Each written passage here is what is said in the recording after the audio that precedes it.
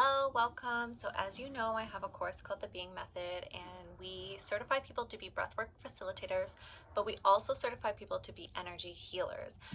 Energy healer is such a broad term. I want to break it down as to what it means to be an energy healer. So in The Being Method, we obviously value all the things science and spirituality, but we're not going to look at one in isolation. We always look at them together. So when I'm talking energy, we actually go in and look at, like, okay, what is energy? What is a photon? What is an electron? What is an atom? We learn cellular biology. We learn basic physics and chemistry. So we can get an idea of what energy is within these different things. Maybe energy equals mc squared, like, I don't know, maybe something like that.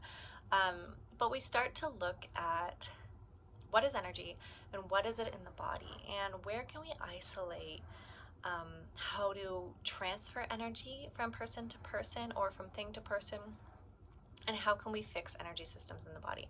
So if you're going to look at it from a spiritual context, you might think like, oh, there isn't a lot of movement of energy here. But if we're looking at it with spirituality and science, we might think, okay, well, what is that? Could it be lymphatic system? Could it be that the mitochondria aren't working properly?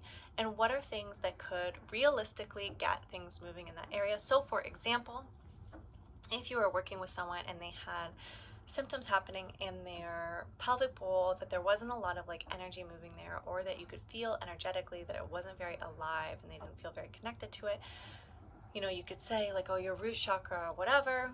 We don't study chakras because we don't take from Hinduism, but someone in the spiritual world might go down that realm.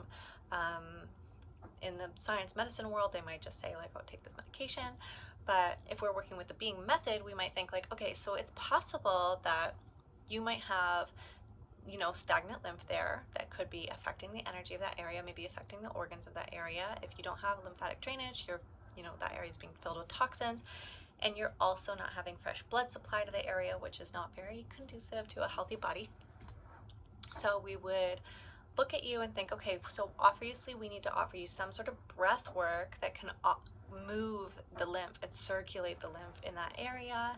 We also understand osmotic gradient, so we know that an Epsom salt bath, sitting in an Epsom salt bath, can really clear out the pelvic bowl of lymph.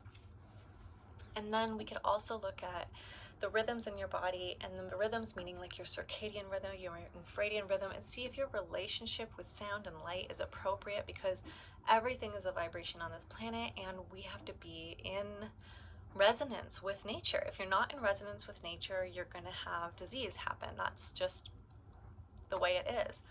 Having a healthy circadian rhythm is everything.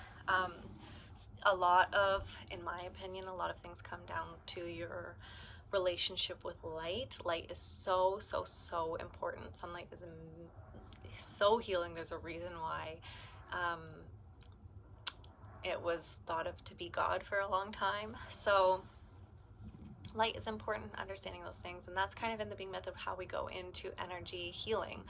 We are looking at sound, we're looking at light, we're looking at breath, we're looking at ways that you can move energy in your body, or someone can help themselves heal energetically. And for the most part, we're looking at mitochondria in the body, and lymph. That's like the big two, I think, that we kind of focus on, because it's so easy to use natural at-home spiritual methods to make those things healthier. So thank you so much for listening. If you're really interested in learning more, please join the Being Method. It is one of my favorite things. Bye, love ya.